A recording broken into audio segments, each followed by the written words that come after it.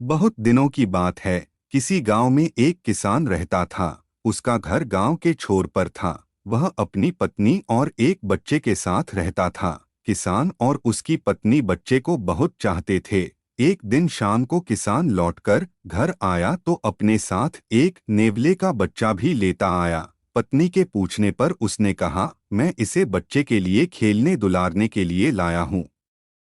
नन्हा नेवला और किसान का बच्चा दोनों साथ साथ बड़े होने लगे। 5-7 महीने के अंदर नेवले का बच्चा बड़ा होकर भरा पूरा नेवला बन गया, जबकि किसान का लड़का अब भी पालने में ही झूल रहा था। नेवला बड़ा सुंदर और प्यारा लगने लगा। उसकी चमकीली काली आंखें और झबरे बालों वाली सुंदर पूंछ बड़ी अच्छी लगती थी।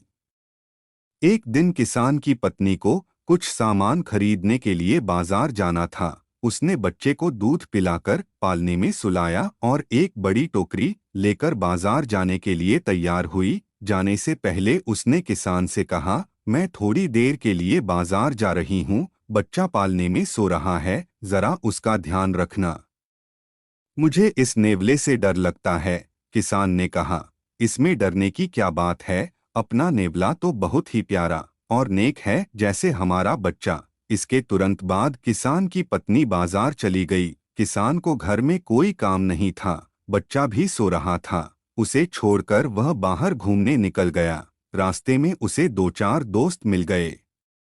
दोस्तों के साथ बातें करने में ऐसा मगन हुआ कि उसे घर लौटने की याद ही नहीं रही। उधर किसान की पत्नी टोकरी भर सामान खरीदकर घर पहुंची। आते ही उसने देखा कि नेवला दरवाजे के बाहर ऐसे बैठा है जैसे उसी का इंतजार कर रहा हो। किसान की पत्नी को देखते ही वह दौड़कर उसके पास आया। नेवले को देखते ही किसान की पत्नी चिल्ला पड़ी, दैयारे!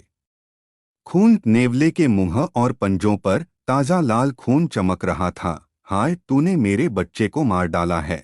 यह क्या किया? किसान की पत्नी जोर से रोने लगी। फिर बिना सोचे समझे ही सामान से भरी टोकरी नेवले के सिर पर दे मारी और धड़धड़ाती हुई बच्चे के पालने की ओर दौड़ी। बच्चा पालने में लेटा गहरी नींद में सो रहा था, मगर उसके पालने के ठीक नीचे खून से लथपथ एक जहरीला काला सांप मरा पड़ा था। मरे सांप को देखते ही किसान की पत्नी तुरंत समझ गई कि नेवले के मुंह में खून खून क्यों लगा था। वह नेवले को पुकारती हुई बाहर भागी। उसके मुंह से निकला, हाय राम! यह मैंने क्या कर डाला? इस नेवले ने तो सांप को मारकर मेरे बच्चे की जान बचाई है। नेवला मर चुका था। सामान से भरी भारी टोकरी की चोट से उसका सिर फट गया था। किसान की पत्नी को अपनी करनी पर बड़ा दुख हुआ। उसकी आंखें आंसुओं से भर आई। वह दहाड़ मारकर रोने लगी। पर अब क्या होता, यह सब उसकी समझ का फेर था।